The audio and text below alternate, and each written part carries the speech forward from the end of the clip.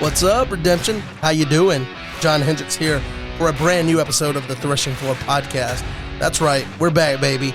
On this episode, we've got Tyler Stevens talking about a whole slew of topics, including new promos, Mr. Classic that's just around the corner.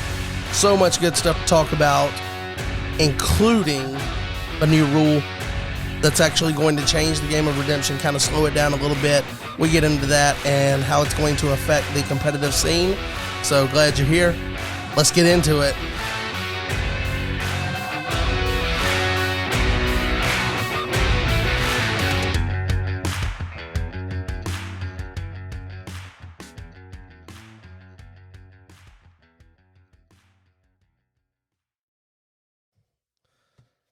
All right, guys. Welcome into the Threshing Floor podcast. It's been a while, but John Hendricks here once again for you podcast enthusiasts out there. We're joined by Mr. Tyler Stevens. How you doing, Tyler? Good on my end. Glad to be back and glad for the podcast to be rolling. Yeah, man. It's been a little while. I don't know exactly if it's like riding a bike to where once you get back into it, everything will just go. I guess we'll figure that out in the editing process. I've been trying to get on since 8:30. It's 10 now, so that's on me. It's on the universe, man. So I had it lined up to record with Jaden, and I picked Jaden as the first guest back. Not because he's the greatest guest or anything like that. I just know he's got good audio set up, so it would be easier to edit the sound and make it easier on myself in the post-recording process. And I was like, okay, so Jaden worked it out, came home last night, Spectrum outage, apparently in Florida and all over the Southeast, and they want us to sign up for their Spectrum mobile service. I'm just like, I'll stick with Verizon, you know? But so then I reached out to John, and he's like, nope, can't do it, mother-in-law. Like, him and Peter the Rock, man, mother-in-laws, man. Hey, how many people down the list did you get till you got to me? You were third. And now you're stuck with Tyler on a traveling work trip with a laptop, so we're Yes. making it happen. Although Tyler did tell me I have nothing to record with. I've just got my phone. And after not being able to use his phone to record, I have a work laptop. Oh, man. So working back into the groove is going to take a little bit of time, but we're going to be here for it. I guess we can go over some recent news and things, similar to the way we were setting up the podcast episodes previously before I went on, no pun intended, a hiatus. Yeah, baby. We flipped the roles. After a break. So if you are up to date in the community, you will know that Land of Redemption has a part 2 of an article going over underused cards. And this one is done by Seth Moreland. And it's going over some cards that aren't being heavily played within the competitive meta environment. So you can go read that. There's also a devotional that's focused around the character Gabriel, the angel Gabriel in the Bible, and what he represents in the Bible and his role and all of that. And then there has been a recent hint at something coming up, and this was done by Mr. Loria in the Northeast, of something that is forthcoming that is going to be involving sealed product, maybe going over something with booster draft or something like that. But that's been kind of teased in the community, so I don't know what's coming up with that, but I'm kind of excited to see what that turns into.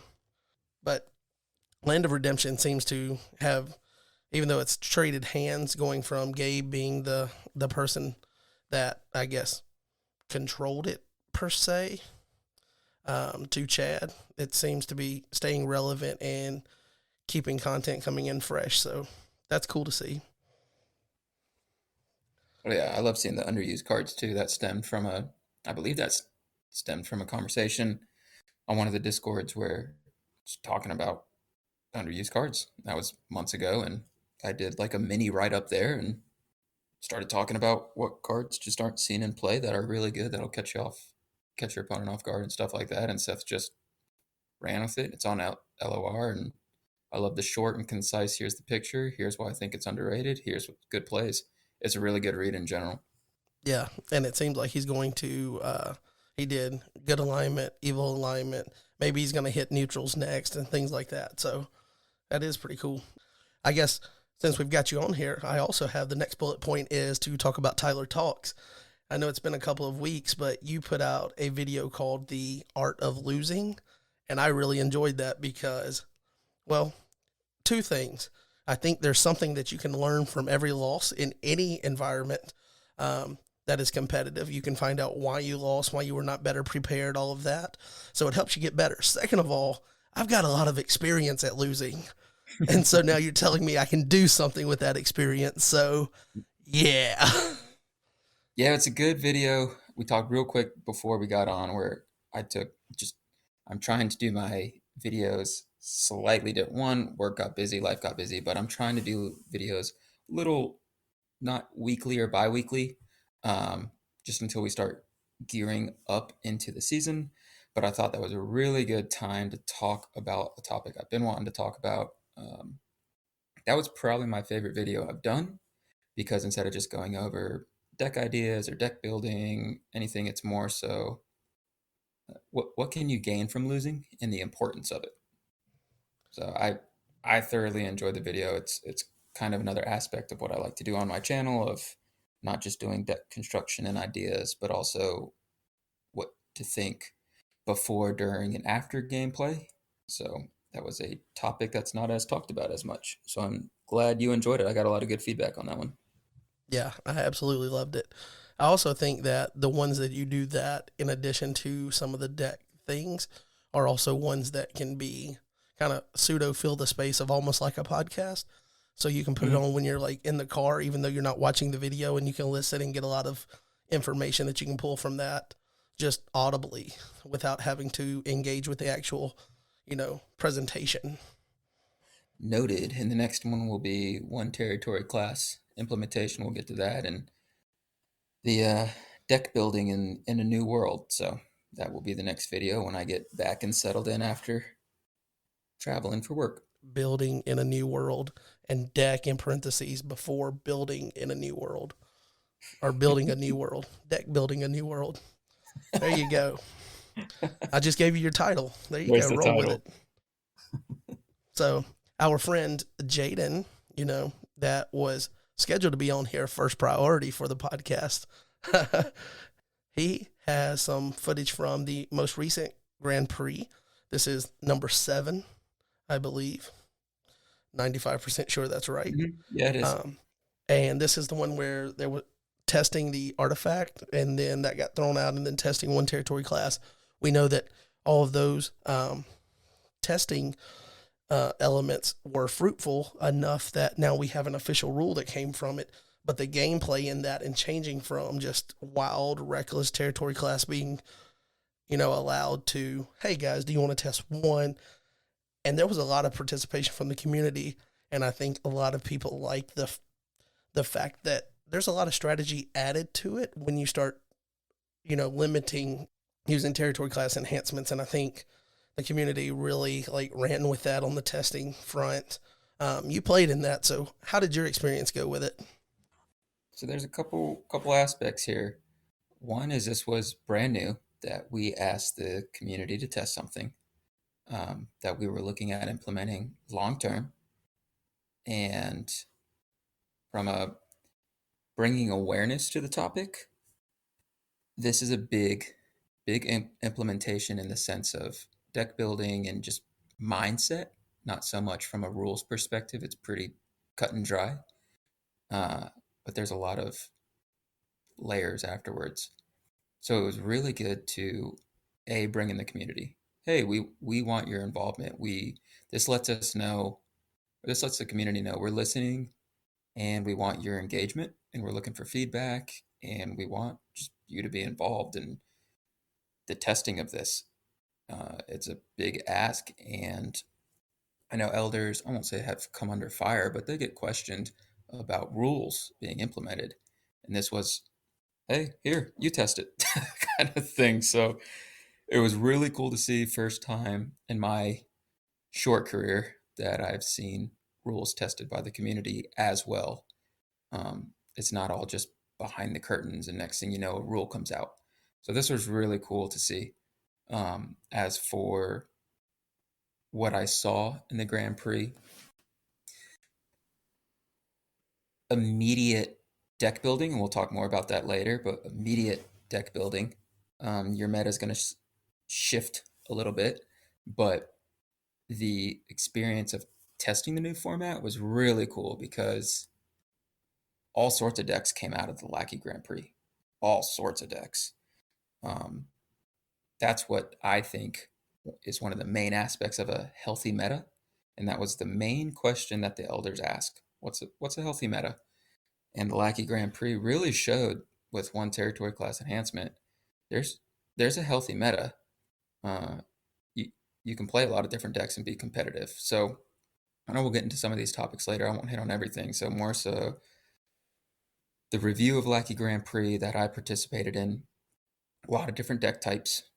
Yeah, there was some Matthew coming up front, like Matthew was a lot, but a lot of different deck types, a lot of shared ideas, people putting ideas out there, and then a little bit of resistance or questioning up front, and then overall a very positive mindset when tested and when played. So that's all I'll say now about it until we get further in. But that was overall my experience of the new format. Yeah, and another thing that I think, and you can tell me if you think I'm wrong or off base here, but I believe that obviously leadership is volunteer based. And even though there's some that have been involved with it for a while, like, Marcus, Gabe, John, everybody's like constantly evolving and learning how to best ebb and flow with the community on things, especially changes, because there have been a lot of changes recently. But I feel like this is similar to after Nationals when Love at First Sight was around, but it's also completely different. And I think that's an evolution of leadership involving the community, because if you remember, there was talk, hey, we're thinking about doing this with the reserve rule before it was actually made official. And it's like, this is what we're testing. And we're testing limiting it for 3 rounds, 2 rounds, 1 round, whatever. But I feel like I remember that, but feeling like the decision was being made without community being involved with it. And then just they were aware that it could be happening. And this was, hey, this is something we're thinking about. Why don't you help us test and you come along with us for this? And now that involves the community on a more personal level to where they feel like it's not just happening, regardless of them, but happening with their input. And I think that was kind of a cool dynamic to see those two different times where something like that was getting tested before being implemented, and just the way that the community involvement. It also helps that Jay has spearheaded and had the Lackey Grand Prix running to where there is testing ground for the elders to be able to ask, hey, you guys want to help with this? I'm glad you brought up Jay, one of my good friends, and I completely blew by that aspect. So I'm glad you brought that up. Sorry, Jay. Yeah, we asked Jay about this. We talked about, I guess, using the Grand Prix as an outlet, and Jay was all for it. And this is something that Jay created and ran with. It's Chris with online tournaments and Derek with online tournaments, different types, and Jay has this online Grand Prix that is phenomenal. So it gives us great content. It really shapes the meta, and it gave us an outlet to test something within the community that was really engaging. So I'm glad you brought that up, and thank you, Jay. Sorry I forgot you, buddy. Yeah, here on the podcast, we love Jay. We love the Chamber Brothers. Did you see that? I called them the Chamber Brothers again, dropping the S. So collectively, community. You'll understand it after in a few days. You'll understand. When it's singular, I can do it they're again. The chambers. When it's plural, they're chamber. Which is the weird. Chamber Brothers. We just got to drop the S, okay? It works. But Lackey Grand Prix, unofficial tournament. On the flip side of that, there are still official tournaments happening, and one of those that's going to be coming up is going to be hosted by our good friend Derek Torado the Watchman, he's going to be hosting Type 1 2-player and GOC only online tournament, online local, February 25th. So this is your chance to sign up and you play via Zoom, usually with a camera looking at your territory, and you see the opponents, vice versa. But it's a good way to play with players that aren't in your area, people that maybe you don't get to play with. And different from the Lackey Grand Prix, this has you focusing on the elements of actually controlling the physical cards. And I think too much testing one way or the other can kind of mess you up. So a balance of using physical cards and Lackey. And when I say physical cards, I mean like cards being sleeved, handling those for your searches and things.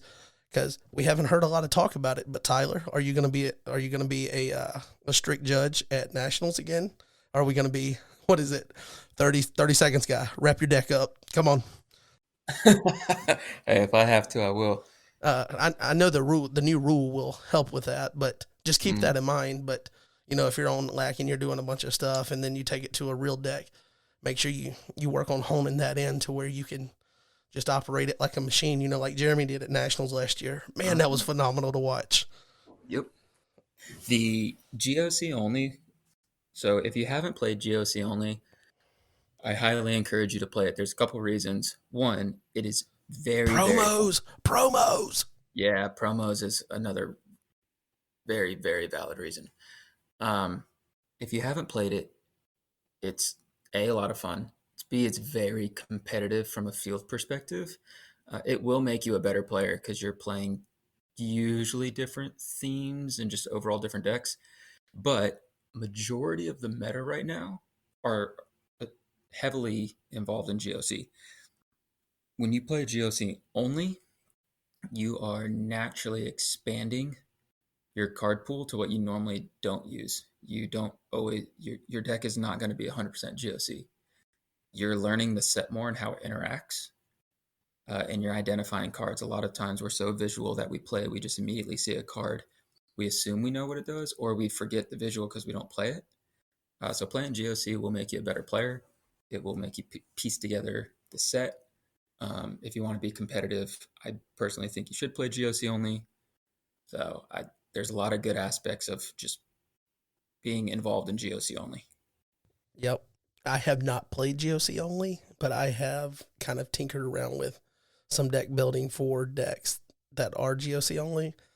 And man, I feel like that's night and day different just from an outside. Like, again, I have not played, but it seems like that is just like a blitz mode of like just awesomeness compared to LOC only. Like LOC only, like there's these couple of decks, but then you have these outliers and things.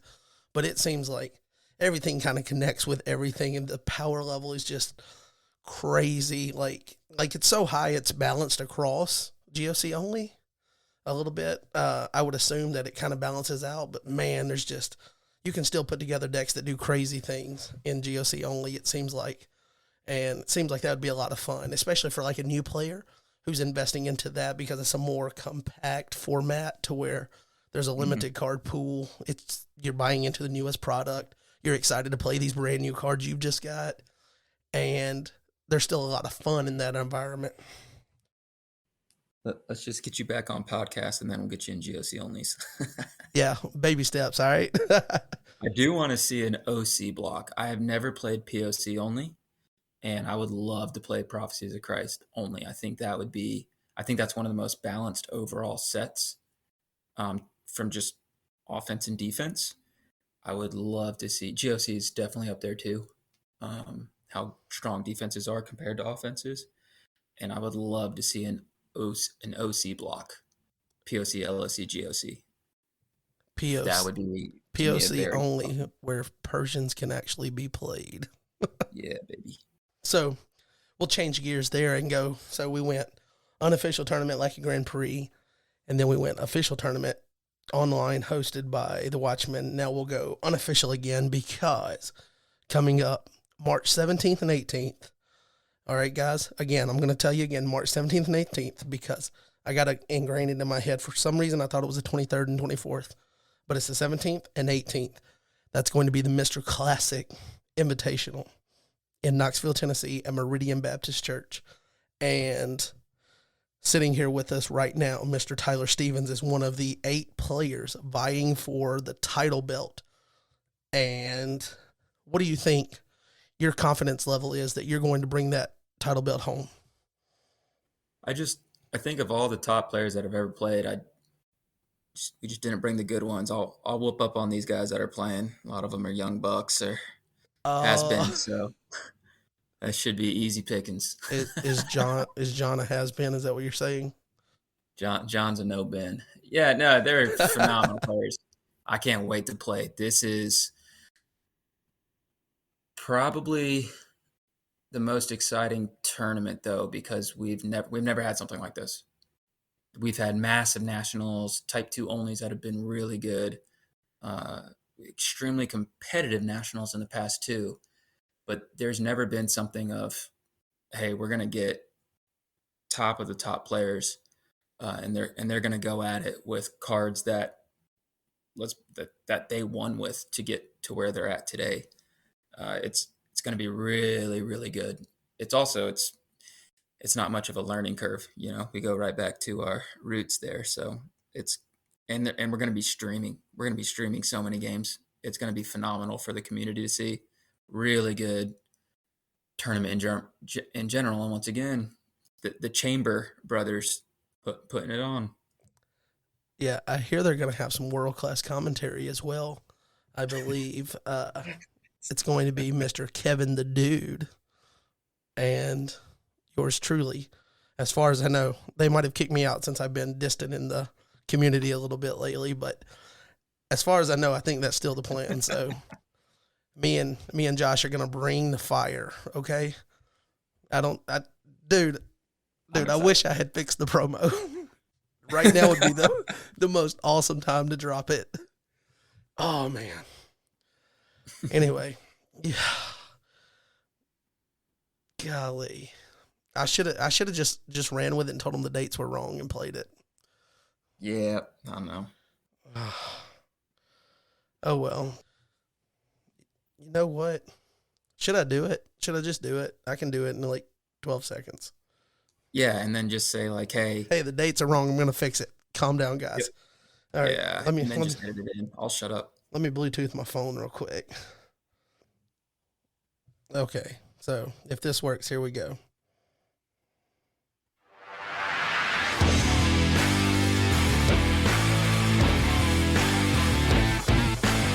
Are you ready to see the best of the best versus the best of the best?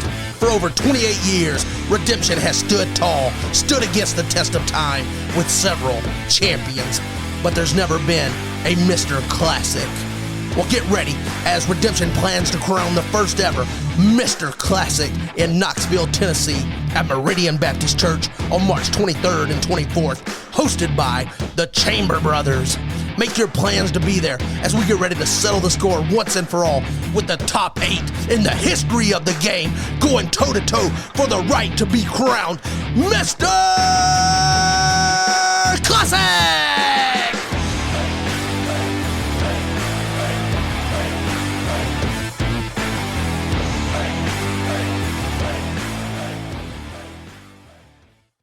All right, do you want to run through a brick wall or not? That was amazing. So again, guys, the dates are wrong. I'm a goober. I put the wrong dates, but man, that was fun to work on recording last night. So yeah, you want to hear a really cool little excerpt about that? So how about I'm working on recording it and I've ran through it like 10 times. And you're trying to get like to where your voice is as excited all the way through because it's a lot of energy. And I work on it and it's perfect all the way through. And in my head, I'm thinking, this is the one, this is the take, this is fire. And then I go, Mr. and hold it. And then instead of saying classic, I said champion. Mr. Champion. It was so terrible. Just play the same exact thing at the very end when they crown someone. Yeah. Dude, imagine everybody walking out and getting an intro like that old like wrestler promo on tonight's pay-per-view. Hey, that's just a glimpse of what the commentary is going to be. Yeah, we're not holding back. Let's see. Jay actually sent me the round one pairings. Have you seen this yet? Yeah. Oh, okay. So you know who you're playing. Hmm. Okay. Well, So if he's going 1 through 8, yes. he's doing 1 and 8, 2 and 7, Yeah. so forth. So Uh-huh. the seeding for Mr. Classic. All right. You've got Mr. John Early, seed number 1. Seed number 2 is the Guardian himself, Justin Alstead. Mr. Stevens, you are number 3. So you are my third choice. You're Jay's third choice. I'm just saying. Seems like 3's your number. Jaden Alstead is number 4. Brian Jones, number 5. Mr. Ron Sias is number 6.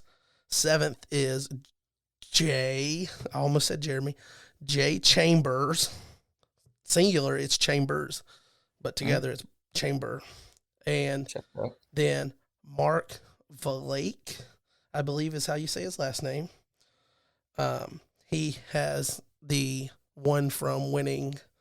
Was it the Scrolls Around the Block? I think where he picked up his seed. Yeah. Is that Mark 009 on Discord? Uh, I don't know what his name is on Discord, like besides Mark, but I know he has the picture of Paul. Oh yeah, that's Mark 009. Okay. Man, he is funny. He might be funniest guy on Discord. That Whoa, deserves. whoa, whoa, whoa, whoa, No, whoa. sorry, man. So you've been off the game. I I'm sorry, man. It's okay. You know, we can't get every title in the world. You know, best commentary guy, best promo guy. I'll let somebody be funniest guy for now. But round one pairings are kind of nasty when you go down the list. So you got John, Mark. Okay. You got Justin and Jay. That one's going to be good because I feel like both of them maybe Jay isn't quite to the level that Justin is, but I feel like they're both really methodical. Like we're going to slowly gather our resources and play for the mid game and then the late game. Like we don't care about blocks and rescues early first 2 turns as much as like we're just trying to control the mid game on. Justin and Jay, Yeah. both yes, methodical, but play completely different. I have played this game a long time. I've played against all these guys, but Mark. It is Mark 0090. Jay is Blitzkrieg. Plays fast, knows what he's doing.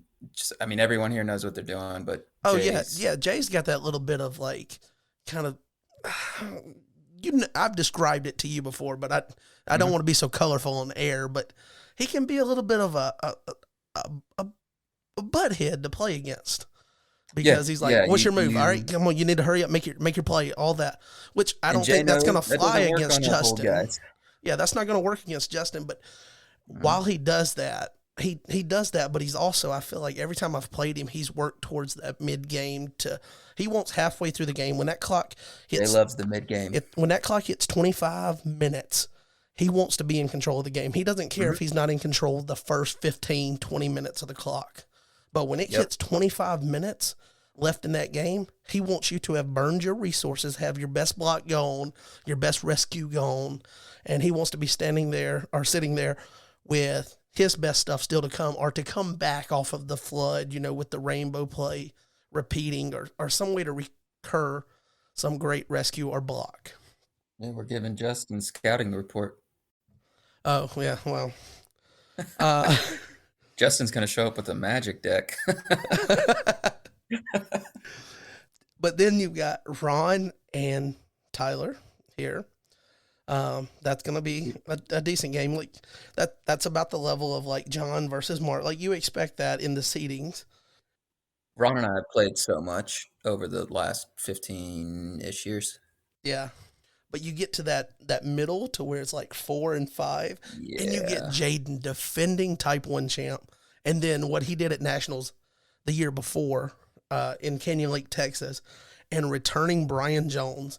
Brian Jones of mythic lore with the Second Coming and the Chariot of Fire booster draft run, the Brian Jones that almost won sealed deck in his first nationals back. And like, I mean, that's going to be a good matchup. Yeah, people are gonna remember, or they're gonna start, I guess, remembering Brian. I talked about him on my video. Brian and I've been friends. I mean, I've been friends with.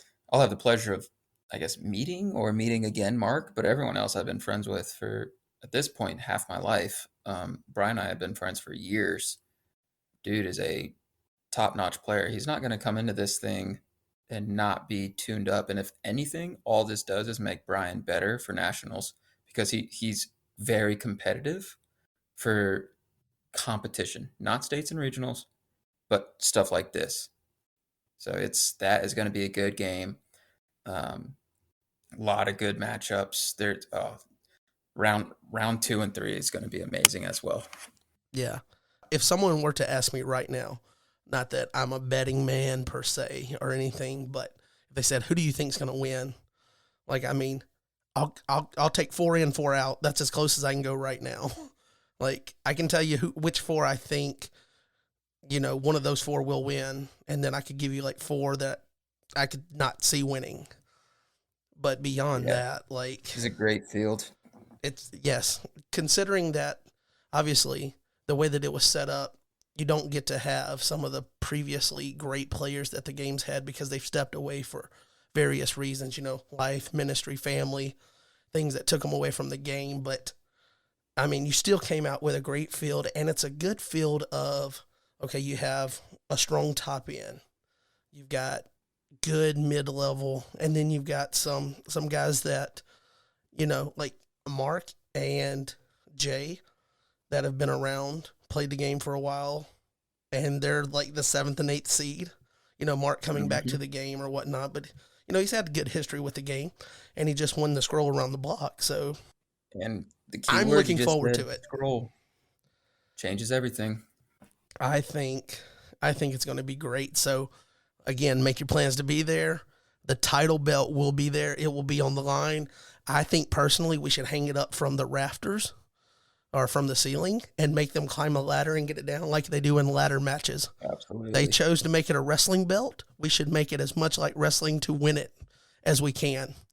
I will wrestle any of those guys. I could see John Early coming off of the top rope with an elbow, John's a wild card. completely missing, and then Jay pinning him. I could see it. I'm just saying.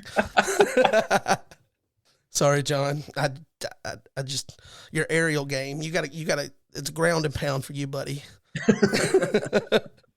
Man, it's fun to be back recording. Like, I don't know if you can tell, but like, I've got some good energy for it right now. Oh, It's absolutely. nice. I'm happy you're back. So, um, here we go. Next thing on the agenda is Mr. Elder. Um, Israel's rebellion playtesting is underway. So Oh, I know you're not gonna spill the beans. You've gotten better at that. Last year I was able to prod a few little tidbits out of you. yeah, I he doubt took I'm gonna be advantage able of my to now. greenness. But playtesting is underway, and you mentioned you confirmed kind of the timeline for spoilers is probably going to be May and June. You also mentioned that you have kind of a new way you want to try to do spoilers. So just any information you want to share about playtesting, how it's going overall with, just generals, no specifics. We're ramping into playtesting. So we just we like to bring on more playtesters. Um, we have Lackey Grand Prix going. We just asked the community to test one territory class. We also don't want to just bring on more playtesters and say, "Hey, test this too." So we want to give people a break. We want people to enjoy the game and enjoy opportunities and not just feel like testers. So we're ramping up testing. At the same time, the elders really hit the rebellion hard, uh, document wise, putting everything together to where just minor, hey, this scripture should have double quotes kind of thing. Hey, the graphic is missing this letter. Um, just minor details that, quite frankly, we don't hit this early. We're almost at like doing very thorough quality checks, which I love. So that's not giving away any information at all. As for playtesting itself, more games in, but I like to really put more of that on myself. And I am traveling for essentially 2.5 weeks, right when we're coming down Lackey Grand Prix. So hopefully, right when I get back, we can start kicking right off into more heavy Rebellion playtesting. We're still in what we call phase one kind of testing, where we want majority of the playtest decks to be both from Israel's Rebellion and Israel's Deliverance. Maybe there's some themes there, or just same brigades or something, or we just want a little additional testing. But we want majority of the decks to be made from the new cards, and then we start opening up. So what we want to do is make sure that the themes that are used in this next set, Rebellion, are hashed out, well defined, and they're working within their respective theme without needing additional cards. And then for spoilers, if y'all aren't on Discord, hop on in there and maybe scroll up a little bit for spoilers. There's a post that I did where I don't know how to use scissors, and I just cut everything off of cards, and you can see a lot there. So there was a lot of fun. I purposely put that picture up, and I was like, you could open up the picture and kind of zoom in, and you can get a pretty high quality picture. There's a lot of juicy details, and you know who Yeah, messaged me the most on that? tell us who the big blue guy is. Come on. you tell me.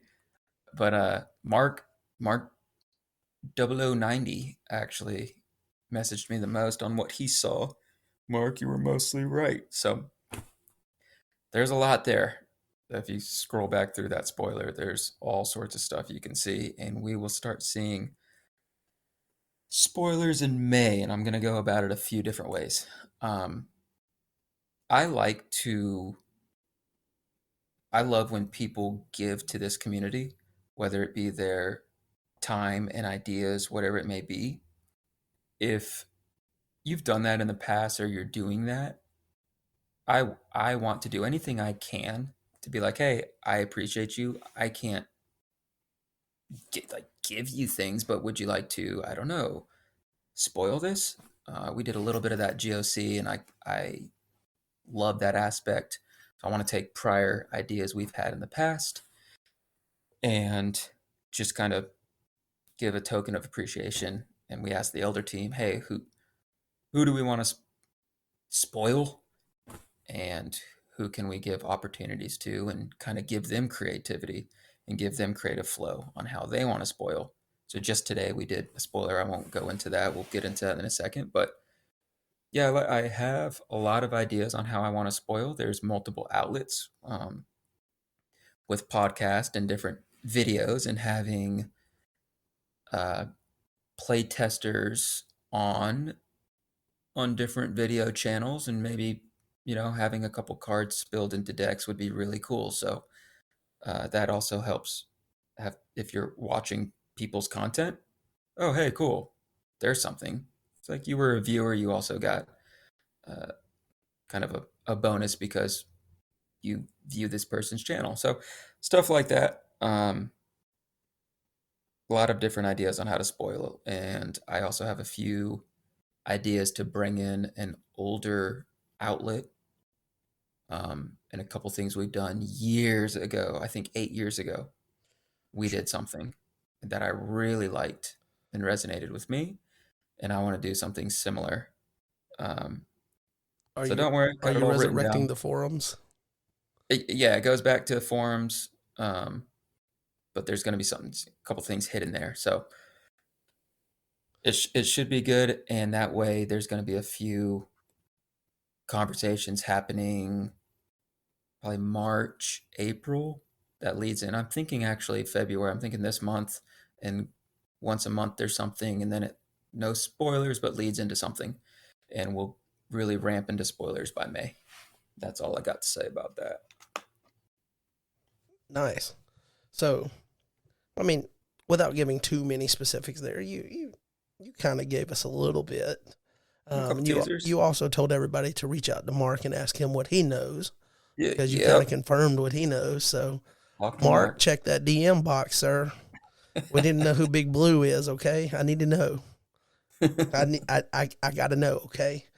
Um, but anyway, we have a new state promo. I was hoping to actually possibly record last week, but my timeline got kind of messed up. Which, speaking of, for you guys, there is going to be an article coming out on Land of Redemption about kind of some of the reasons that I was not recording a lot, which mostly just comes down to I was busy.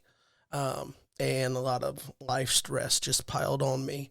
But that's going to be coming out to explain a little bit. And it's got pictures of, where I'm recording now because I don't want to record at work anymore because it's not a relaxing space anymore because of all the stress from work. And also, it's just not a very good setup because we have a constant train of, traffic in, bringing products in to package for shipping. And it's just, man, it's cluttered. It's a mess. I can barely stand it for the time I'm at work. But anyway, I converted a closet at home to a recording area, and there's going to be a before and after picture of the closet, so you guys can check that out on that article, Land of Redemption. But I feel like it sounds okay, right? Like the audio halfway Sounds here through great. the episode sounds great to me, at least through the monitor headphones that I'm wearing. But if anybody has any, complaints about the sound quality, I'll try to work on that because I know it could be better. But coming from the closet, I think it's doing pretty well. But anyway, excerpt away.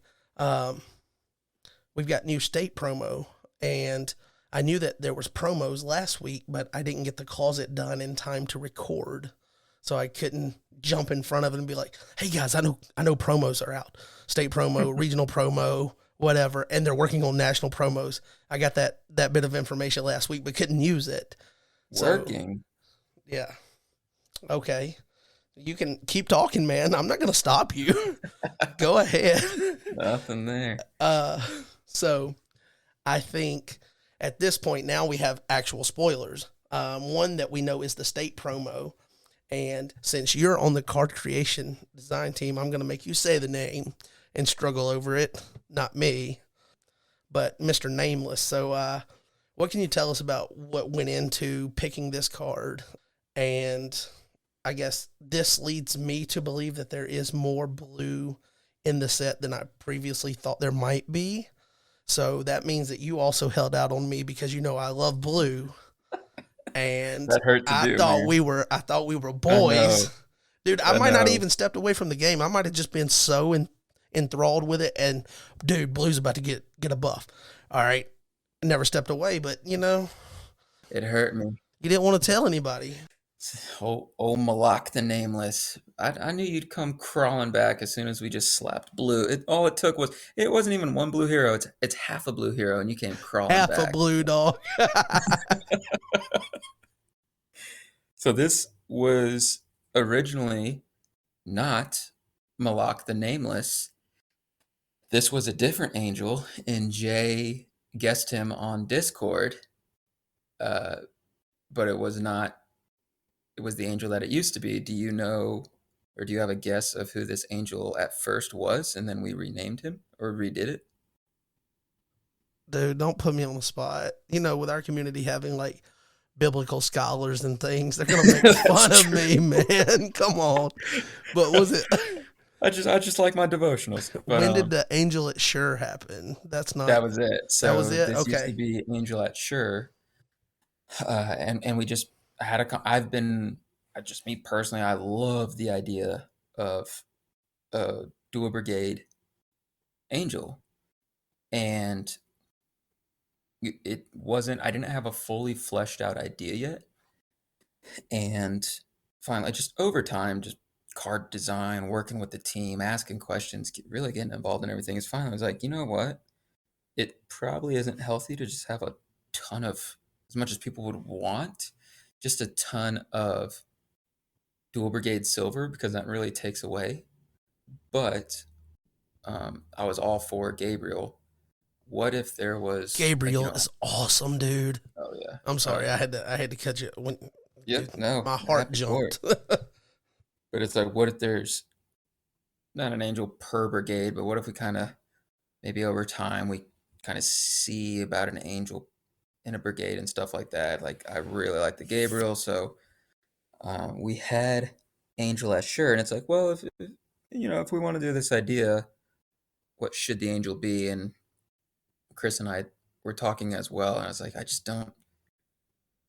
I really like Angel as sure, but I don't see that as being blue silver. So we brought it up, and I said, what about the Jacob wrestling with God or an angel of God or depiction, and that that stuck. It was a fan favorite, and then it came down to naming the card. And Gabe has an awesome philosophy of trying not to use the word angel in every card title with angel, which I really like. I'm down with that. Yes, Yep. that's So that's cool. we got creative, and I think this was a Joe Schaefer, might have been John early. If it was anyone else, I'm sorry, It was but somebody that started with a J. Okay, yeah, they're yeah, pretty everywhere. much. They're everywhere in this game. So then it came to said we changed Angel at Sure, which had the same ability, same numbers, everything, and we just said let's just change it to this Angel. And we took a poll. We all put our ideas out there in different titles and what do we like, and talked about it for a couple weeks. And Malak the Nameless stuck. Um, so do you notice anything different about when you look at the card? Besides, it's on the new card design and it's got the blended brigades. Um, you've got some 3D element there. I feel like you're asking me something that's not obvious like that. I do have a question, not to go down a rabbit trail to sidetrack us, and this is not me trying to second guess anything that you guys do as card designers, but I feel like there's been a lot of cards like this to where name the something, name some attribute or secondary name, and some of them have a comma and some of them don't. How do you guys decide which ones get that comma? The OCD in me wants to know. I am working on a design philosophy document where it hits standardization, and that's going to be something to where it's like it's sometimes grammatical and sometimes it could just be a miss or how it sounds. Okay, So we're going to try to do the best we can to keep a running living document that we all read and have input and agree upon, and the standardization of how we write cards and everything will go into that, and even the idea is to have every aspect of a card um, be in some sense standardized, whether it's the name or thought process behind it. Even if it's just recommendations to where new elders come on, then they can read this document and say this is what they were thinking at this time, and this is who was on the team, and here's the standardization. gotcha. I guess one thing that I do know is that since the verse is being focused on now, to where you have that two tone, to where you're, drawing attention to the verse there, it doesn't say state promo there and the year. Instead, it's down at the bottom left, which I think this would be the first state promos that have that. Yeah, I think so. And you're getting close, but yeah, there's something new on that card. Maybe, and then maybe that's The date on the copyright mm-hmm. is that And that's another topic for another day. But that's a little teaser. okay, and it says copyright on it. Okay, because now you got me looking at. I also have the regional promo pulled up beside it. Obviously, you're looking at it on the outline here. The Mm-hmm. date comes before Cactus Game Design on the second one, but I don't guess that is that what you were alluding to, the date on it, There's the just a year copyright. on it, but we're Okay. gonna make sure, see where we want the year moving forward. Oh, So that's okay. we'll have that just a little teaser there. So something new on a card. I feel like I had to skate around too far before I found that. Oh yeah, yeah. You I'm went sorry. deep into nothing. I So stared what do into you the think abyss about and it hollered back. what do you? So you're a blue guy. You like Malak? Dude, I love him, but I love Him. him even more. Uh dude, I feel like you guys making this card what it is going to affect another card that I want to get printed the way that it is. Yeah. So don't mess with my creator card, okay? But this with my creator card, dude, the the people out there don't even know, but man, you Yeah. know what I know, and it's I have a deck list. dude, dude, it's so easy. Just slap that one thing on that one thing, start that thing, and then add, dude. And toss is not regardless of protect anymore. Get out of here, guys. It's you're making it too It'll easy. it'll be very. I think the future of the meta is going to be really interesting and fun. Yeah, I dude, I can't wait to get my hands on this guy. I'm stoked Mhm. about him. And he has like an ability that it's one of those abilities that previously I feel like in in the wide open wild wild west of territory class, you see that ability and you're like, oh well, he can take the hero, but he can't ban to it, and then he protects heroes in battle from evil Mhm. cards. Protects himself. That's important, but still, Yep. it's like one of those things that's, eh. Does it give you enough immediate benefit for you to push this guy out without him having a banned ability or whatnot? And now I think his ability gets even better when you tame the meta down a little bit to where you can play more focused control style decks and things that are forcing your opponents just to burn the few resources they have because they don't have unlimited resources because they just drew a bunch in prep phase anymore. They've Yep. got what's in their hand, what they can access through battle. And now you've got a guy with an ability like this that's going to force them to play around it. Dude, I'm stoked, man. Like, He can play two brigades. He protects himself. He can take a hero, and he's got good numbers. yeah. He's And you can he's go solid. disciples.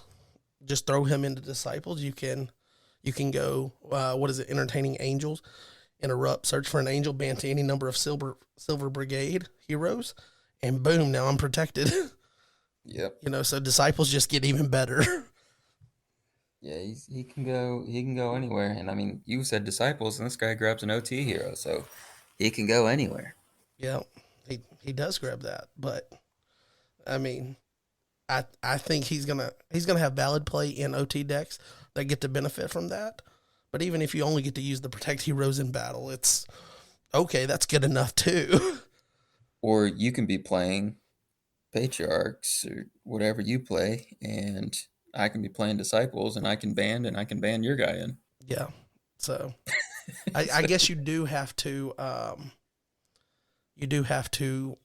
make sure that however you're accessing that battle phase though, because of the protection being, what was it? It used to be that if you were protected from, you kind of walked to the soul, but now that doesn't necessarily happen.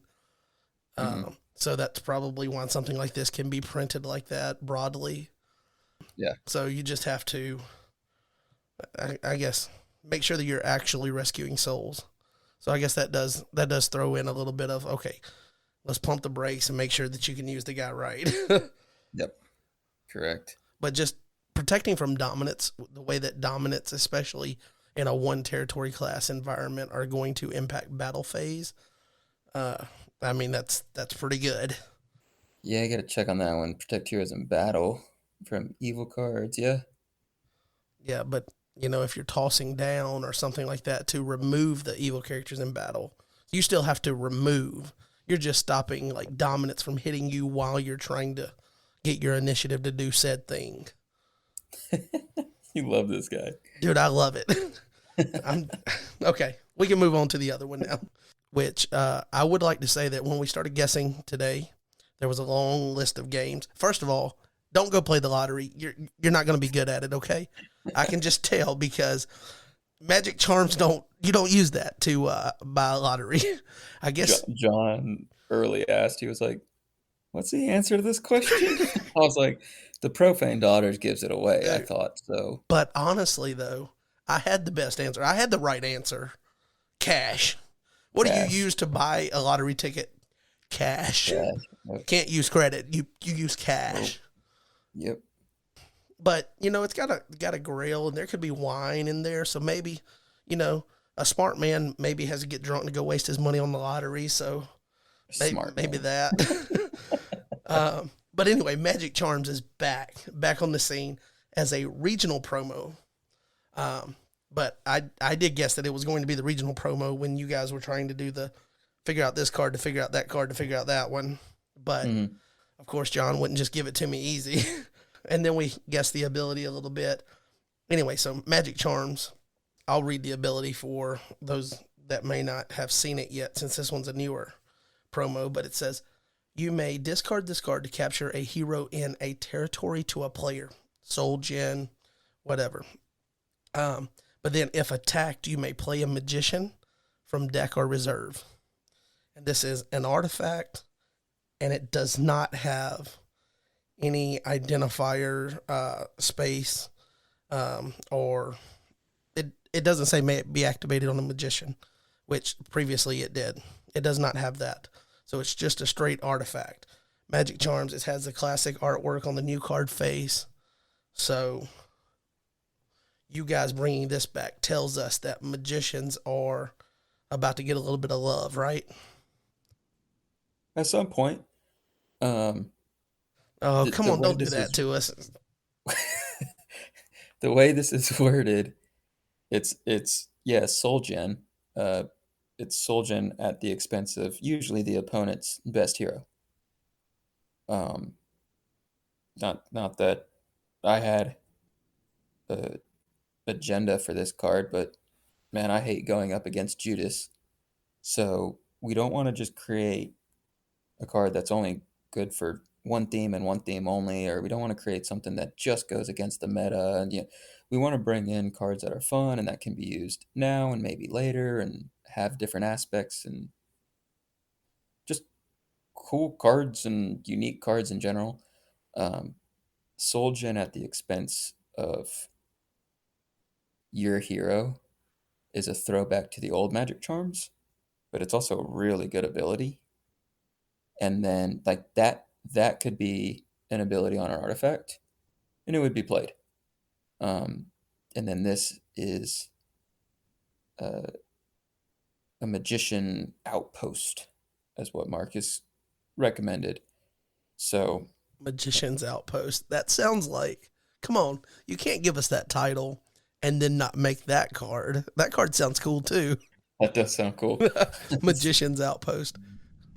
So yeah, this thing just you attack me and I pop out magician. So we'll see what's coming out and what can be done to get this thing to just be an evil character tutor for your own deck. So it's got an exciting future. Yeah, you can kind of tell that you guys were aware of the change coming to the game with one territory class, maybe with this one, because Maybe. it gives you that ability to capture or whatever, get rid of their best, and possibly be soul gen. But the if attacked, you may play a magician, just kind of replacing some of that. You don't have that freelance ability to play whatever you have to go and stack your hand for the battle to come, per se. But that's just another layer of, hey, that's a way to an evil character to block. And then if you have a couple more ways that, even if your hand doesn't have an evil character at present, there's ways to mitigate that and have access to one to get a block. So that, Correct. again, it pushes the focus back on the battle phase, which is what everyone that talks about the change to the game and in the conversation of how we should, move forward with the future of the game is like pushing focus on the battle phase, not to where you get rid of territory altogether, because there is that element of turning everything into a light switch. Is it on? Is it off? And balancing that and being a player that can keep up with multiple things. That's layers of strategy that makes the game fun, exciting. And there's players that think critically like that, that might benefit them better to think about that way than just someone that plays a straight aggressive deck and just doesn't care what the opponent's doing. So it's nice to see that this card is kind of built for, the future to come for the game. Yeah, and there might be magicians coming out relatively soon that you want to pop out as soon as possible. And do you want to use this as soul gen or not? I don't know. There's always Necromancer. But There's always Necromancer, yeah. you do have magic charms here now. I've got it set up in territory. You guys should have made it cannot be negated. But, that's fine. But you have magic charm set up. You attack me. I have no evil character, homie. You just attacked me. Now I'm going to get conjurers, and now I'm going to get confusion, and now I'm taking your son of God. And you did that just because you attacked me and I have magic charms. Dog, it all came from a trinket. I'm just, yep, that's not a bad play, and that's just off the play. top of the dome for somebody that's been away from the game for a while. So, Yep. I'm All sure there's coming from other the ways you reserve, can. too. Yeah. So, even though it seems like a kind of a tamed ability, like there's a lot of things you could do with it. Mm-hmm. So, these are state, regional promos. Well, you know what the next step up in promos are, and that's national promos. And we don't have any idea about those. I'm not going to press you on that, but that's going to lead us to... We don't have any idea. Well, I don't have any idea, but we as a community is what I mean. Now, if you're gonna keep cutting me off talking about how you know stuff, like tell us stuff, I'll get you there. But that just leads us into putting the focus on the fact that Nationals is coming up this summer, and we're getting ready to start that tournament season that builds up and leads to that. But Nationals will be held in Knoxville, Tennessee, Meridian Baptist Church, same setup as Mr. Classic Invitational. And that will be the last weekend in July, which is going to be January 27th through the 29th. I confirmed with Chris it is the last weekend in July. I didn't see it posted anywhere. I knew it had been talked about, but I didn't see where it had been posted, so I confirmed with him. And that is Thursday, Friday, Saturday in July. Super stoked about Mr. Classic. Super stoked about Nationals. Something else to get stoked about is the fact that you can win a bunch of cool prizes by helping out a couple of teenagers to be able to go to Nationals. These are 12th grade students in Chad's play group in the Pacific Northwest, and they are trying to get to Nationals, and he's trying to recoup the money to pay for their plane tickets, and he's made an uncut sheet that is framed, some national promos and other things available as a reward.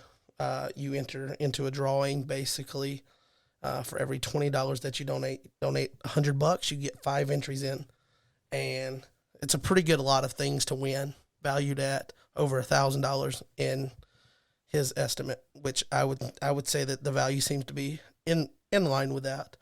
So donate, help some kids get to Nationals, possibly win a bunch of prizes that are pretty awesome. Did you take a look at the lot that he's offering? Yeah. Oh, yeah. I saw what he posted. I talked to Chad about it for a little bit too, and he's got the links on Land of Redemption and Your Turn Games. So thank you, Andy. I would say thank you, Chad, but Chad put them on Land of Redemption as well. So well done. So yeah, if you're on Your Turn Games and LOR, the links are there as well, because sometimes they can be hidden in Discord. It's hard to find. So, but the prizes are phenomenal. Chad's amazing. Love that he's going. Love that I get to meet some of his play groups. So, got to get them there, or I guess help Chad recoup anything he can and see them at Nats. Yeah. So if you're in a position to be able to help with that, that's a good cause. So I guess we'll get ready to transition into our main topic, which is talking about the new rule. Kind of got a little long-winded there with all of the recent things, but it's been a while since we podcasted, so there's a lot to go over. But as always, we are sponsored by Covenant Games. So if I can figure out which one of these buttons goes to that ad that I cut for our friends at Covenant Games, then we'll run that, and then we'll get into the conversation. Are you enjoying this episode of the podcast? If so, please consider supporting our sponsors by visiting their webpage at covenantgames.com. There you will find a ton of family-oriented gaming products, including but not limited to the Redemption collectible card game. Add a Threshing Floor playmat to your cart today and represent your favorite podcast at your next tournament or casual meetup.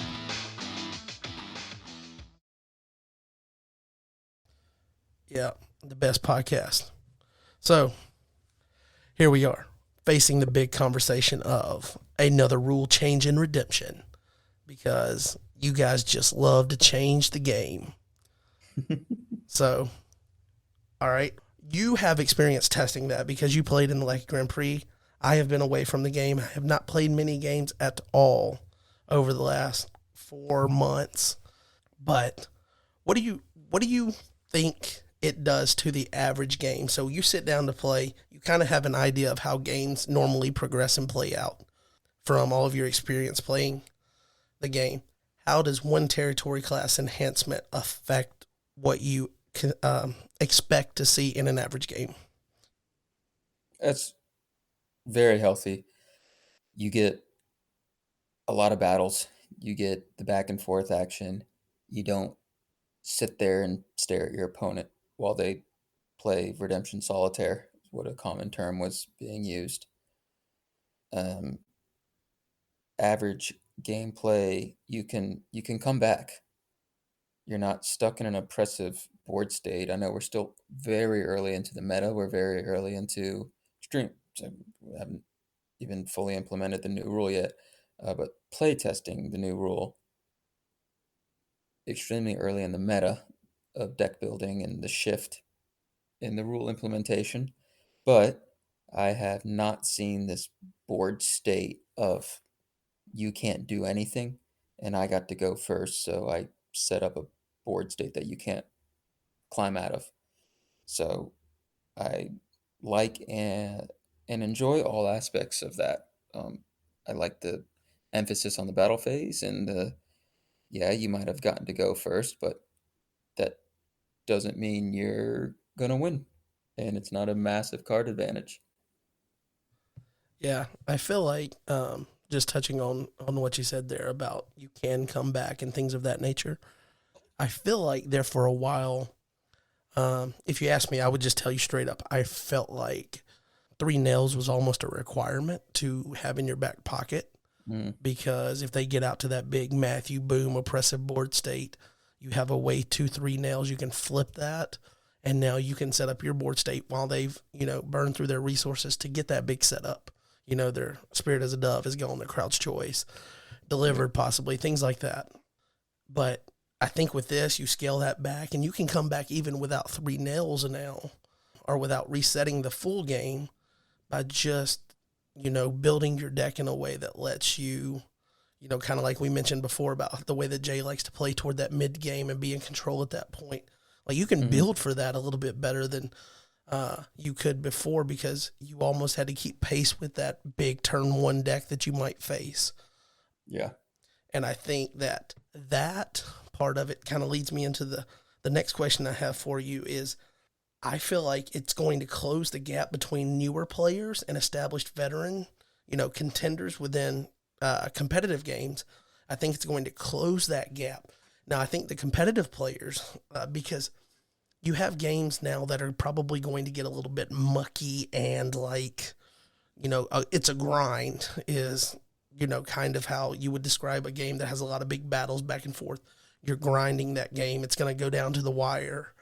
And I think veteran competitive players are obviously going to be better suited for that because they've been around and they've seen that and they've experienced it. And newer players are learning that. But I think that's still a much closer gap than, okay, wide open territory class.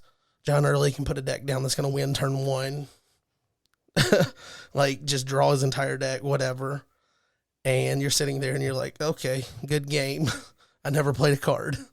I think it closes the gap, and I think that's a good benefit for the game, especially with so many new players coming in. yeah. I agree. There's not the skill gap. Like your veteran players should, win majority of their games. Veteran players should win nearly all their games against newer players. Now, if they're playing their tournament decks, your veteran players are going to win.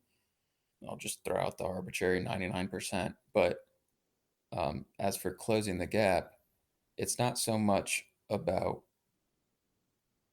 like our newer players going to win, but it's more so that they're just not devastated and feel like they're just sitting there and it's an unhealthy and not a fun experience Yeah, when like you you sit down expect and them to go up be against them. engaged and involved with what's happening versus it happening in spite of their presence. Correct. Yeah, you want people to sit down and think, even if even if I could sit down and go against the best of the best and I'm a newer player, it's like, oh yeah, I might not think I can win this game, but at the same time, I want to play my deck and play my cards and make this decisions and think. And that's where I think we're at now. Yeah, I think I think that part of it in acknowledging that and the improvements that it makes in that regard makes the rule worth it at least for a tournament season just to see how it impacts the game overall. And Hmm. obviously, we're not privy to what the big goal is moving forward or anything like as a community, and probably you guys as leaders too. You're just trying to make the best of the moment now and have it, have a path to it leading to a better future for the game. But Hmm. not necessarily know like in a year this is what we're doing because I mean things are going to change. Cards are going to come out. You never know how the community is going to react long term. But right now it seems like everybody's happy with that part of it because of it being such a positive change. Um, but do you think it does enough to stop broken cards that have been discussed as being cards that are worthy of a ban? We've had people call for ban delivered, ban Emmaus Road, ban uh, um, Matthew. Matthew's a big one. Numerous as the stars. Star of Bethlehem should not trigger its own star ability or, errata it or ban it, whatever. Um, you've got all these cards, and a lot of people prefer bans. It seems like the people that prefer bans think you go through this run of bans and then it's a healthy environment, and then you just pick off, one or two throughout card design in the future. Um, but that doesn't seem to be what leadership would prefer to do, which that's understandable. Create and design cards, you want people to be able to get them and play them without having a bunch of that are not valid. So this kind of helps curb that without having to ban those cards. But do you think it curbs them enough to where they're not still a problem in the metagame? Yeah, last resort is always banning, and sometimes that's the simplest, quickest, easiest thing. Last year we were able to ban Widow, um, and that was just right after go from there. But uh, as for does this prevent banning, we we're still continuing to look. We don't want to ban, but if it's needed and it's healthy, okay, yeah. Um, I do like to say let's get through one ruling before we get to the next. Um, if we can test this rule out and see where we're at from the meta and deck building and game state and health of the game, do are we still talking about banning? And I think the problem child cards and being numerous, potentially Emmaus and delivered. Do we need to do that if you play delivered and that's the only thing you could play? You play numerous and all three are territory class. So we want to see the impact of this rule has before we just ban. That's absolutely fair. Let me ask you, because we've already kind of hit on the next thing that I had here, which was talking about the negative play experience. We do think that I feel like you're on the same page with me that you think a lot of that's going to be mitigated now with the new rule. Um, so let's just play the game of hypothetical. Like, okay, Elder Hat, have it on or have it off, but we're just going to try to see into the future and just let's just play hypothetical. The rule goes good. We like the rule. We want to keep the rule around. Do you still need the 4 activation rule? Like, let's say a year in the future, we're analyzing. Do you think that this rule could lead to us not needing the 4 activation rule anymore? So there's a couple things there with the four activation rule. It's nice as a handcuff if anything's built that's not caught, i.e., the first, um, to where it could have a built-in multiplier and Like the um, infinite loop type thing. infinite loop, sewing bountifully, where I can just, it's a lot harder to get to. You also have, like, what if deck discarding and hand hitting and all sorts of stuff to where you can just loop through abilities and um, ways to do that.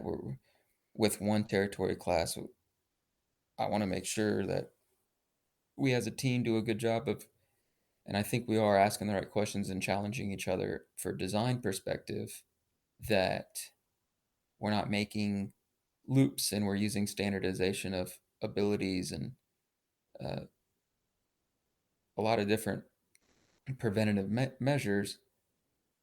But the four activation, could it go away? Yeah, it probably could. Um, do, does it affect anything if it's gone? Will anyone notice if the four limit rule goes away? Just on, you mentioned the first. Um, I mean, you're some still drawing off the first. right. So you're And limited by hand size. Um, now that we know that false leaders is going to, it's a soft rule, so it can activate more than one territory class. You could do that more than 4 times if they trigger it, but I mean that's your but opponent how? triggering it. Yep.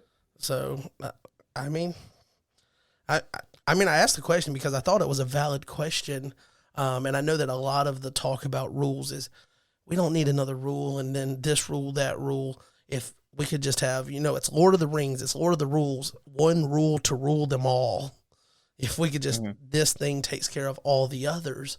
Um, because the next thing I've got on here is Widow. And I mean, if you don't have to worry about 4 activations and somebody creating some type of loop, there's no reason Widow couldn't be unbanned. And I think that would make it I mean, I don't think any redemption card's ever been unbanned. So there was a first time for banning a card. I mean, somewhere down the line, there's going to be the first time for unbanning a card. Is that Widow? Who knows? But the potential is there because you haven't created like an errata version or anything. Just it would be clean. Hey, this card's now legal. So I don't know if the 4 activation rule going away would really affect things overall. I do know that it's nice to always know that it's there. It's like a safety net just to make sure someone doesn't sit down and do something crazy. But I mean, what loop can you really create that you're only going to activate one territory class card in a turn?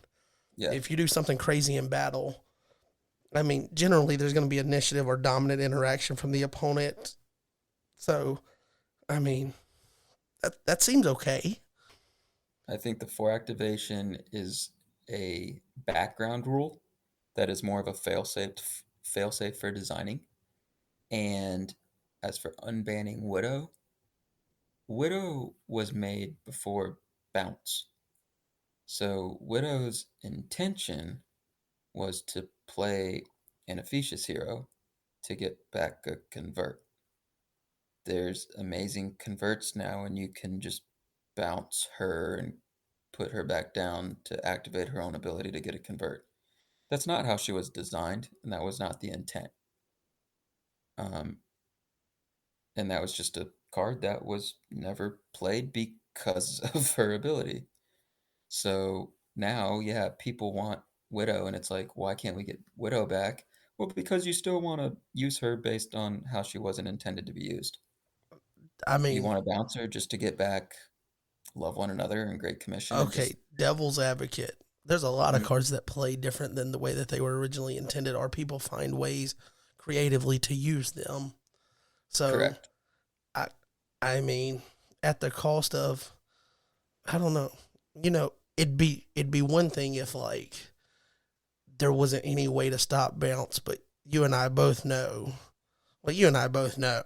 We'll just leave it at that. But like bounce isn't an impenetrable thing. It isn't going to be, because you guys are going to design cards that, work around the fact that people are abusing that for these meek flip heroes and things of that nature. So it seems like that naturally gets tamed down a little bit with card design um, in the future. But okay, Widow, Unban, whatever. This is the big one. This is the one I want to ask you, because losing the territory class, it makes you find other ways to have consistency in your deck.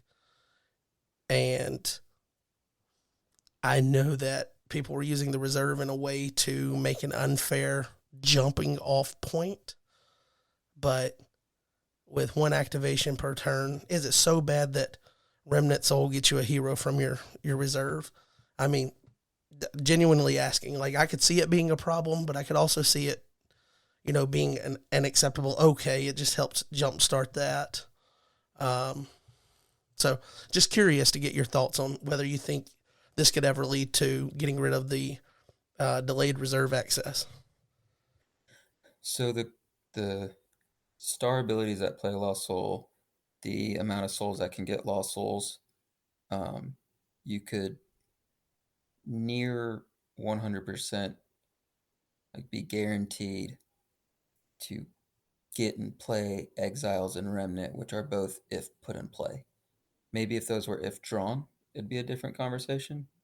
But they're both if put in play, and you're getting an artifact and a hero first turn. And when I get to go first and I get an artifact and a hero, I'm quickly jumping out to a massive advantage. Um, we're talking that, and then once again, it goes back to intent and design. The intent of the reserve is being completely changed, and I get it for your point. Cards are going to do this. It's a card game. What you intended is not always going to be used. Um, but for this sense, it people want to use their reserve first turn, but they want to use it to get to a competitive advantage instead of accessing their reserve. Now, if it was just the sole reason of defensive cards, yeah. But what was happening? People are relying on their reserve to block, and all. There's just a lot of layers to that as well and factors. So, I I see the point is, can we unban things? Can we get rid of the activation rule? Can we get rid of the reserve rule? Can we just do the one rule to rule them all? Um, yes, eventually. That's a very real possibility. As of right now, I don't think so. I think there needs to be a few more cards, few. There needs to be more cards made in a different pool of cards potentially, to where you can't just go straight to your reserve and rip through it and do whatever you want, and it goes right back to, doesn't matter if it's one territory class or not, because I just did remnant to an artifact as well with exiles, and I got whatever I want now. Yeah, I I definitely get that. That's why you guys get paid the big bucks. So, all right, not speaking future casting anymore, bringing it back down to realistic terms. So this rule is now here. It's going into effect, I believe, at the end of February, so beginning of March, if I remember correctly. Can you confirm that? Yeah, I think it That was March 6th. okay. Um, so rules coming into place. Now you're a player currently playing, and you're like, okay, I've got to shift gears, build for this new meta that's going to happen, this new format. How do you think it affects um, deck building and changes deck building?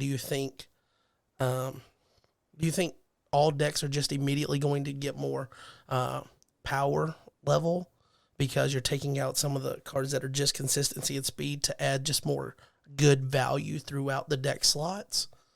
Um, how do you see deck building, being affected at least early on? I've seen, this is just my observation, I've seen a lot of drawing up front, and I've also seen a shift to more defense, to where it's almost like a lot of balance decks. And I have seen, I think the most important aspect is where people should have already been doing this, but they're getting the most value cards, they're getting the most value from their cards, and they're ensuring that they know why each card is in their deck, that it matters for the battle. I also think we're seeing a little bit. I've always played more character heavy. I think we're seeing a couple more enhancements being added to both good and evil on both sides. So if I used to play 12 heroes and 5 enhancements or 6 enhancements, I'm now playing about 10 heroes and 7 enhancements. So you mentioned the balance decks that are kind of creeping up or are becoming more common. That's interesting because it seems like even with the crazy hyper aggressive meta that we were in, and I don't think anyone would describe it as anything but hyper aggressive, even Mm-hmm. though this next point that I'm going to make is Jaden won with kind of a bit of a balanced deck, like just adding more blocks into his deck, more ways to answer things, and not being as aggressive up front on the, rescuing side. Um, Mm-hmm. and then the year before that, with Love at First Sight, Derek came in. What was it, second? And he played a balanced deck. Yeah. So balanced decks have had success already, even in the hyper aggressive. And now you got to think about the players that were already kind of playing that style, but now you tame it down to where they don't have to worry about, that crazy first turn deck as much. Those guys should just be like ready to rock and roll. Like, this is the format for them. I mean, watch out. And it stinks that you're saying that about Jaden because he already beats everybody. And now it's just like, yeah, he's probably well suited for this environment. So good luck. Yeah. But I mean, that's just an observation that balanced decks. I do think when you guys get K and L out, dude. I mean, you already did a video on it, but Philistine defense heavy. That's going to be a legit thing. That's going to be, dude. I wish I could play that deck right now. Yeah, me And too. then the fact that one territory class, so it's slowing the game down a little bit to where now that defense, it seems like that makes that more viable. Um, so, do you think that this rule is going to make more decks viable and kind of level out the top end? Or do you think there's still going to be like one or two decks that are King of the Mountain and are the decks that are like you have to tech ways to beat those decks? I think there's more decks that are viable. Um, my favorite defense is illegal right now. So you use both new dominance and from Israel's deliverance with Murder's Command and not Lord of Armies. That's the good one, but the equivalent of Warrior Murder's Command. Overtaken, I believe. Warrior Overtaken. You're right, and my man. And you use both of those, and you have like a Melechite slave in deck, and you have foreign wives in reserve, so you always have one Egyptian to add, and then you play Philistines for the most part, or you know, 3 or 4 Philistines and a couple other maybe like Priest of Zeus, Golly, Goliath, stuff like that. it sounds so fun while you're describing it. Oh yeah, I want to it's play it right now. yeah, and that's good for the game. That there's dominance that add to battle and kill a hero, plus magic charms coming in, another way to get rid of a territory class hero and just a hero in general in a territory. But you put all that together, and you have battle extension with taking out heroes, and you have a new defense, and you have another toy for Phillies, and all of a sudden, Herods and Thieves and a couple others, but Romans and uh, split there, but mostly like Romans and stuff, aren't absolutely dominating the meta. You just brought in a whole new defense, and I think that's good for the game. And that wilderness defense that's forthcoming. Whoa. It's getting hot in here. Turn on the AC. Um, so anyway, the trade off for losing uh, or going down to one territory class is going to be that speed and consistency.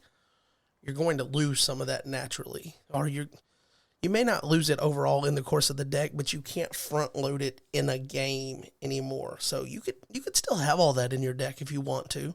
You don't have to change a thing about your deck, but you're not going to play it all at once. You're going to have to play it, you know, strategically throughout the course of the game. So now it's forcing those players to think long term about the game and accumulating resources. So how do you plan, like when you deck build, how do you plan to offset the consistency um, that you lose from, okay, I can't go up chain Emmaus Road to Delivered to Denarius, boom, something to grab, 4 drop my coin.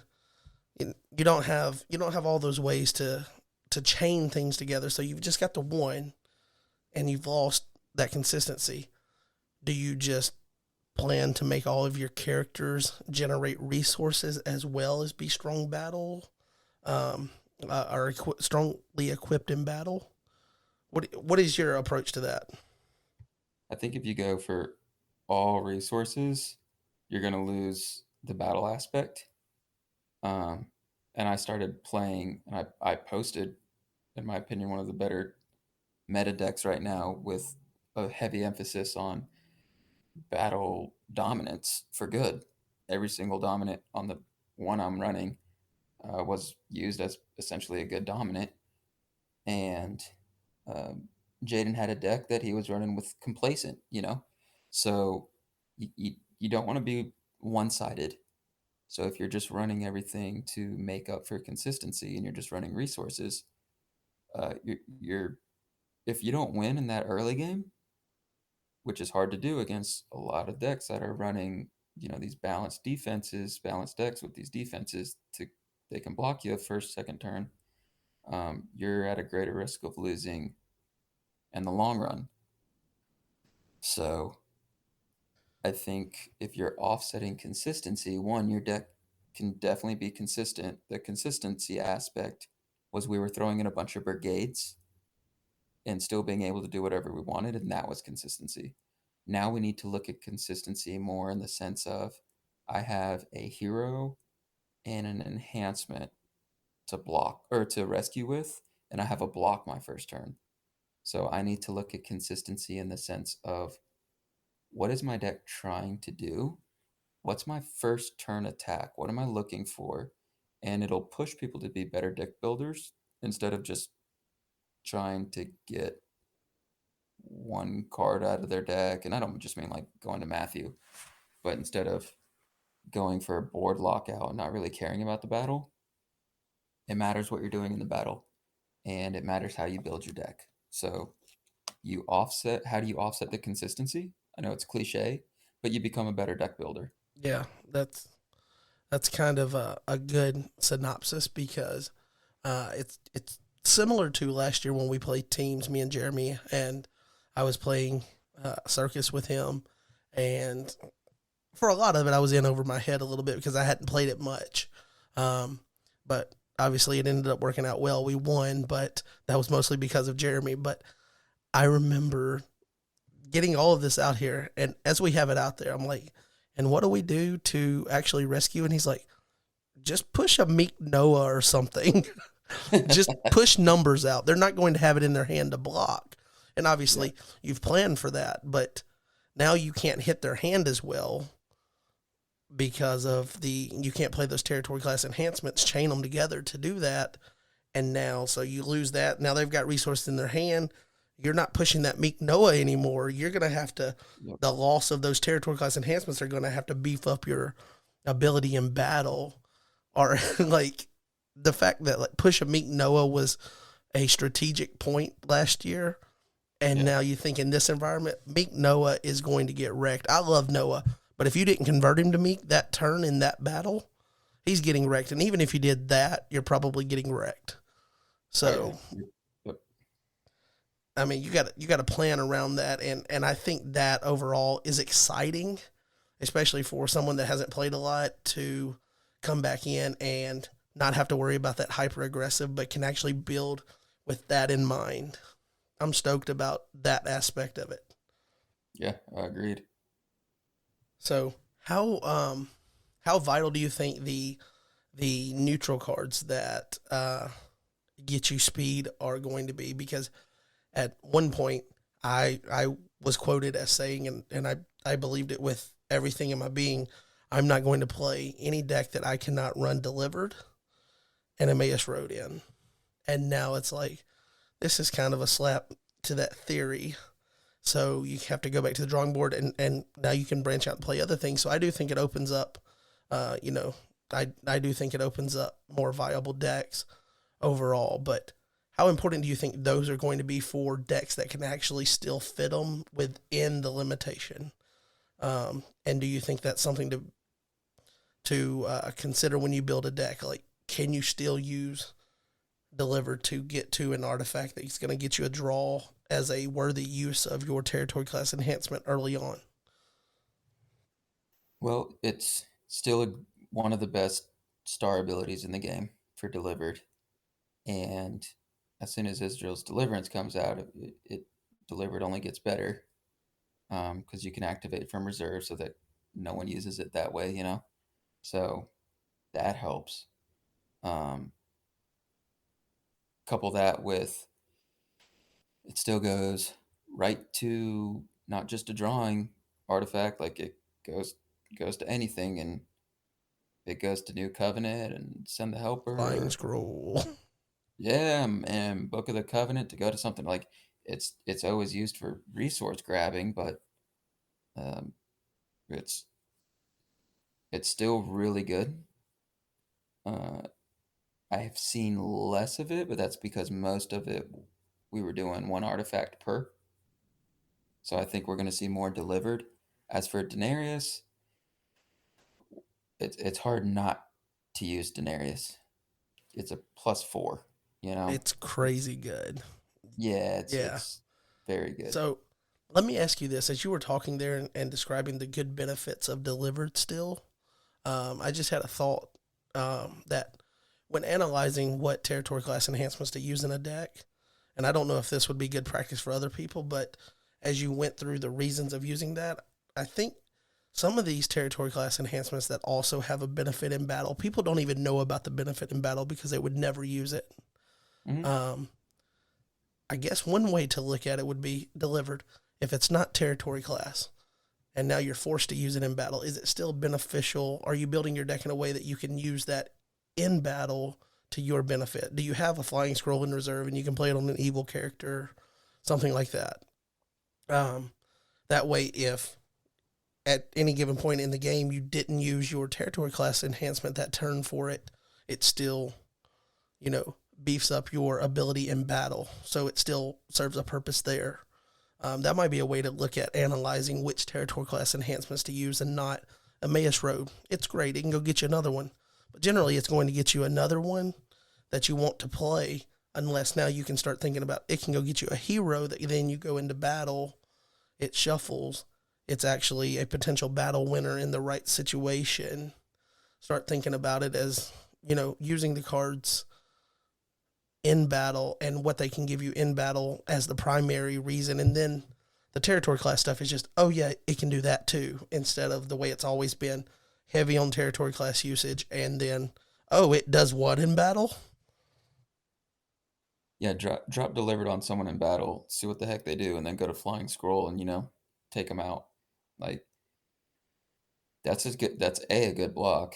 Um, and B, once again, it goes back to Egyptian. If you can throw an Egyptian in battle and get it from reserve, I mean it's a sneaky block that's hard to get by because the card removes itself and it's from artifact pile. So it's kind of goes back to the very beginning what we said with GOC only. Knowing what the card does and knowing how to always play it. I think the top players are the top players because they know when to use their cards and how to use their cards. I mentioned it before, the watching Jeremy at Nationals last year, just the the machine like precision that he played his deck with. Yep. And that comes from your favorite line when it gets ready for tournament season. We had you on for deck tips going into nationals last year on the podcast. It's know your deck. Players that know their deck will do better than players that have a better deck that don't know their deck as well, Yep. generally. And it's like Derek knew his deck, love at first sight year, slid in a few things to help, in the situation versus love at first sight. Did well against other things because he knew his deck. And then, I mean, if you say, Jaden, what are you playing? I mean, post-exilics come up. That's going to come Yep. up quickly. And that's what he played at Nationals. And he ended up beating out some really stiff competition to win Type 1-2 player last year. So knowing your deck definitely is important. And you've got all the validity in the world to you believing that. Maybe at some point it'll sink into my hard head and I'll figure out my deck. But how do you think that this rule, as we progress through, we've shown, or you guys have shown the state tournament promo and then the regional tournament promo. You guys are, well into planning the tournament season now.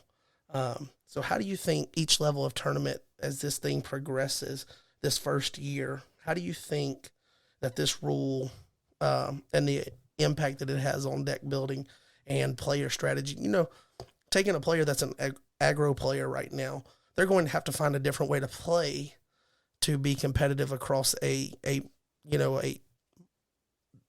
more vast majority of games, not playing out to a certain script that they have with their deck. You're going to have to be able to ebb and flow with the opponent now because there's going to be more interaction because you can't just race out there to that, positive board state in your advantage early on. So there's going to be players finding things out about themselves as players and how they interact with this rule. But how do you see that playing out through the season as we go to different levels of tournaments? People are going to have to remember the battle phase and how to play their cards in the battle phase, and they're going to have to know special initiative and that some abilities are just better in the battle than other abilities. There's a reason everyone just went, straight to Saul at Tarsus and everything, and it took a few weeks to get around that, and it's the rule being implemented, and then the first tournament season, how the rule plays out. It's going to be players who build their decks correctly. That's always the thing, though. But you don't waste their resources. You want to waste your opponent's resources, not yours. And you want to capitalize on the battle. It's not that every battle matters. It used to be every single battle mattered when it was pre-1 territory class because the games were over, so you only had a few. There's more battles now, and people are going to feel like they have to use their Angel Lord right away or have to get this blocked right now. It's like, no, you make the opponent weigh some stuff. Battle extension is really, really, really good. And I think people will either learn that or remember that. So the first tournament season with the rule playing out is going to shape up a lot of different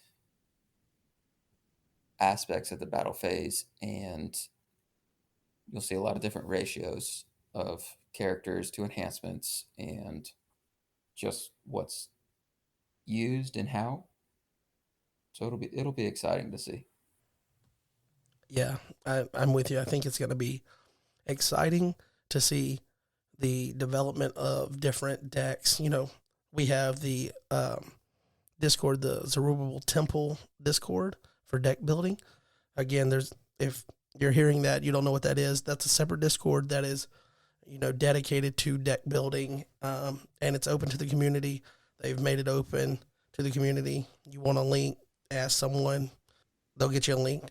But you have all those decks in there, and they've been listed for that's been around for a year now. Yeah. Think about, you take that deck and now, instead of nativity being numerous nativity, just super aggressive, as this rule is implemented, what does that deck now look like? And you're going to get to see all of those decks and how they change. But more specifically than that, I think it's going to be really cool to watch players change and their play styles and their strategies. And I would even venture to say that if you build for this new rule, you actually work on deck building and you dedicate the time to knowing your deck and playing your deck. I think this is going to be one of those years where you can play the same deck starting out and just keep tweaking that and end up with a really good Nationals deck at the end of it without having to hop deck to deck. Oh Um, yeah. because you can change things within that deck structure to play to the format versus, oh, this deck is just, it doesn't answer enough questions that other decks are posing, so I've got to get rid of it and go to something that does. I think you can kind of make any deck that, is already, on a certain level. You could probably carry that through the tournament season and work it up. But if players dedicate to this, I think every player that plays for this format, with that rule in mind, and doesn't just try to, how can I make the most aggressive deck within this, like that mindset, if you'll just open up and let yourself try other things and build for the format and being competitive, having good value and resources throughout the game, mid game and long game, I think every player that does that is going to be better at the end of it than they are right now. And one of the first types of media I got on Redemption was, I found that lecture from Jay talking about new players don't know how to play Redemption. They don't understand the resource management. They don't understand time as a resource. They don't understand that cards are your resource and all of that. And I think all of those points that he was making, I think those get highlighted with this new change, and most players are going to be forced to reconcile with that and know that, and they're going to end up Oh being yeah. better players for it at the end of it. Mm-hmm. So that is what I'm really excited about this rule change for, because I see the potential that it's going to have to make players across the board better. Completely agree. At the end of the tournament season, do you think, as a leader, as an elder, that you're going to feel like this rule was the right thing to do at the right time, or do you think there's potentially going to be mixed feelings about it, kind of the way it interacts with all of the other layered rules? Or what do you think, if you had to guess, looking back? So, and again, future casting, but do you think that leadership is just going to be thrilled with the decision, or you think there's going to be adjustment things that you guys have to take into consideration after the season? The fact that when this first rule was being talked about and then being implemented and stuff, there was some pushback. And then as people tested it, it was only positivity, positive comments, and everything about it was in a just highly regarded and talked about. And then everything we said tonight has just been overly positive as well. So looking at that, and then I know it's all hypothetical, but flash forward, it looks like it only puts the game in a healthy spot. So I would say I absolutely think the right at you flash forward to end of July, and I think we will say the right call was made. Um, Mixed feelings. I, I think it'll be very highly positive from everyone. Yeah. Did it kind of take you guys as leaders and elders by surprise that we referred to this at one point as the chokehold method, and like that's just doesn't inspire a lot of confidence in the potential rule change? And then you guys mentioned, hey, you want to play test this, and I would have assumed that you would get a mixed bag of reaction to that. And it seems like you said, it feels like it's positive. People are approaching it with optimism, and I mean, I've read some of the stuff on. I know that people don't use the boards as much, but I've read some of those things That's not the way that redemption big changes have always gone. Like Yeah. I get it. I understand that everybody has an opinion, but there's been some really passionate debate about just about everything in redemption, and then it's like, here's a groundbreaking. We're going to change the way the game's played in a certain regard, and it's just like, yes, give us this. We'll deal with. I would have a different solution possibly if it was me, but I'll roll with this. I'm good, and I think that's just a relief from the frustrations of the last few seasons to where that hyper aggressive, you felt like you had to play that to be competitive at times. Hmm. You've seen me at tournaments. I'll just be like, dude, if you're not running that, like, you don't have a chance to win. I'm that Yeah. guy. Yeah, I'll admit it, but I also play Jeremy all the time. So I feel like it's warranted. Yeah. But I think the optimism was a surprise. So were you guys surprised to see that? A little bit here and there. I mean, I was against it at first. I said I was going completely optimistic and open-minded into it, but I was wondering if we could hit this by design chain, like card design and stuff like that. And ultimately, it was just, yeah, we can, but over the course of how many years? So it was more so making sure we're doing the right thing for the community. Um, and it was quickly realized by our team of, yeah, this is right. And we heard all sorts of stuff prior to, and all of it was without anyone testing yet, and it was all just conversation. It's just hypothetical. So that was another reasoning of, I think they should test it because it helps us from like a change management perspective where the users start, they're seeing the change, they're believing in it, they're aware of it, they're learning it, and they're really starting to adapt. So I think the testing helped big time, because if no one was testing and it was all speculation, then you're just and we do this in the community where it's all hypothetical talk, and that's all it is.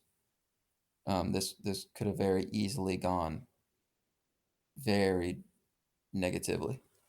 I think the community involvement helped part of the buy-in with it, at least for those that participated or was able to build a deck for it before it came down as this is a change that Mhm. like I mentioned it at some point previously on this episode that we're recording here that's gone way too long. I'm sorry I kept you up so late. Um, but I mentioned how, like, hey, we're thinking about changing the reserve and delaying access to it, but not being able to have an impact on that versus the way that it was done now with this is, hey, you guys want to be involved and help us test this. And it's easier to buy into that when you feel like you're a Mhm. part of the decision versus they're making the decision whether I'm with it or not. Yeah. Which, I mean, as leaders, obviously, on the backside, if you're in leadership, you have to be ready to make that decision whether they buy in or not. Yep. You got to make the tough decisions, but it's a lot easier when you can get them to come along with you and feel like they're part of it. Yeah. Completely So, agree. as I said, this episode is going way too long. I'm just excited to be back podcasting, guys. So, hope you don't get tired of me. I think we're here for another long stretch. But definitely want to thank you guys for tuning in. Want to thank Tyler for joining us while he's on the road for work. Hopefully, you don't have an early morning in the morning. I'm sure you do, naturally. So, we'll let you get off to bed. But remember, March, what was it? Hold on, let me scroll up. 17th and 18th, 17th. before I say it wrong. March 17th and 18th, Mr. Classic. You heard it here first. Mr. Classic. Tyler Stevens is going to win. John's a scrub. I, I just call it. I'm repeating. I'm the mouthpiece. I'm not the brain behind it. Tyler's the brain. He said he's going to win. So we'll have to see. Could you imagine if like Mark just gets that bid from winning the scroll around the block, and then he beats all you guys and really turns you guys into the scrubs? Oh, Oh, I hope he man. does. Yeah. Hey, what if he knows his deck and he just takes all the time in on scrolls. Yeah, dude, I'm so stoked for it. I hope you guys are stoked because Mr. Mhm. Classic is coming to a Knoxville city near you. All right. Deuce. Peace.